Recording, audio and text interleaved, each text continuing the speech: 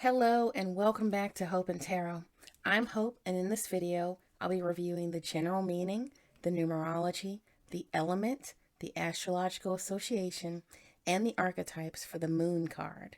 This includes a brief overview of the images and figures in the African American Tarot deck, as well as the Afro-Brazilian deck. Please don't forget to like the video and subscribe to my channel if you haven't already. Now on to number 18, the Moon card of the Major Arcana. This card can stump a lot of people when it comes out, when they see it, because it literally refers to ambiguities and things unseen. Now that can mean that you've been feeling like you're in a foggy haze. It could mean that you're under a cloud of deception, that reality is not what it seems, or that something else involving not knowing what the conscious mind is going on in your life right now. Sometimes the Moon card appears when there's no right or wrong answer to a situation, making it all the more confusing. It's really important to look deeply within because, much like the High Priestess card that we discussed in number 2, the answer to your question may not be as obvious when the Moon card comes up. Sometimes the Moon card represents someone who is clouded with insecurity or delusion. So I usually like to look at the surrounding cards or pull a second card just to help clarify the message when this card comes up. And since the moon lights up the darkness, it can also be a message to cover your conscious eyes and follow the light of your intuition. It may not be to any fault of your own, but right now, the road ahead is dark and foggy, making it difficult to see the way. There's something deceptive or uninformed about your surroundings that are making it difficult to see clearly right now. I'll give an analogy. If you've ever been driving through heavy fog or precipitation, especially at night, you know that low visibility makes driving much riskier, a little harder, because it's difficult to see what's in front of you, right? The bright light shining from your headlights that normally increases your security suddenly becomes a liability because it's reflecting back off of the fog right back into your face, blinding you. Same thing with this Moon card energy, okay? You can't use your regular bright lights to see ahead. You have to turn on your metaphysical low lights or your spiritual fog lights. I hope that analogy helps. The Moon card is number 18, which is number 9 in numerology because 1 plus 8 equals 9. Nines are associated with concepts like introspection, being alone, accumulating, the process of completing a cycle, awareness, and also karma. It's also a water card, and water cards deal with emotions and the things that come from our subconscious minds. In general, the Moon card is associated with the astrological sign of Pisces. Pisces is said to be ruled by the planet Neptune, which we discussed previously with the Hangman card.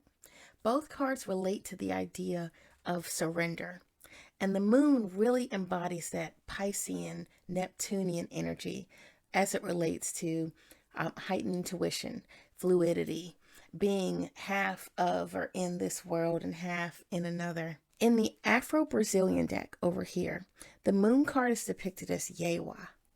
Yewa is a beautiful Orisha who oversees cemeteries and guards over souls that are in transition to the next life. She's strict and celibate.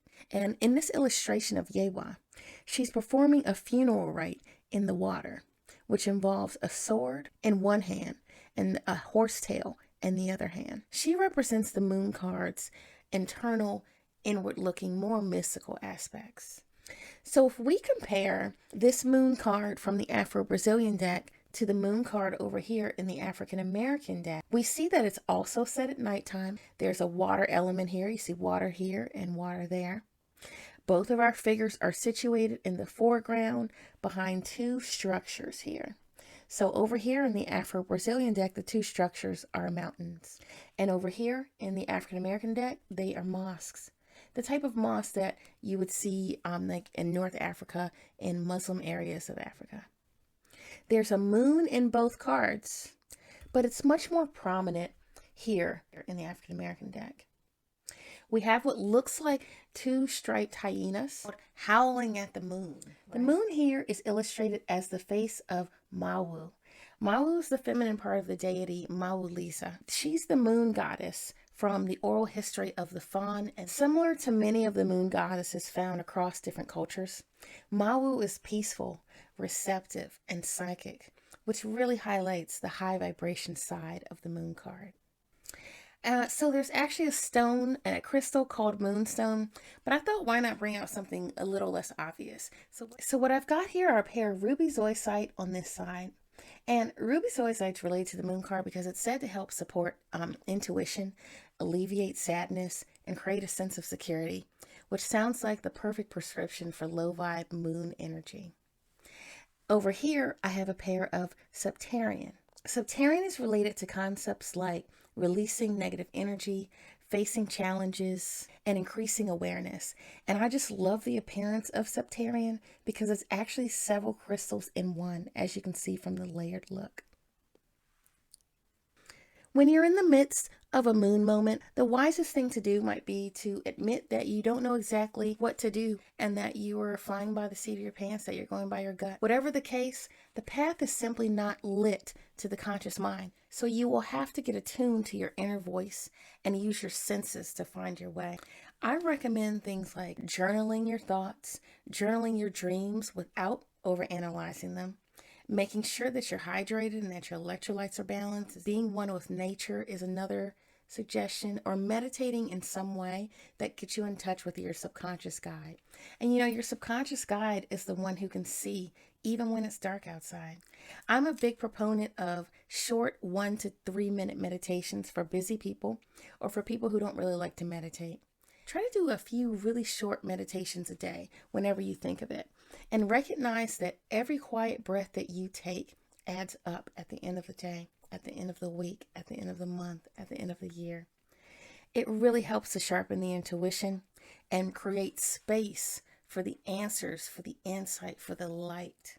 If this card comes out in your reading or otherwise resonates with you, it's time to call upon your spirit guides and connect with your highest self. So that is all on the moon card for today. This was fun. Thank you so much for watching. Thank you for subscribing. Don't forget to like the video, and if you have a question or comment, go ahead and put it below and I'll get back to you as soon as I can. Have a great rest of your day.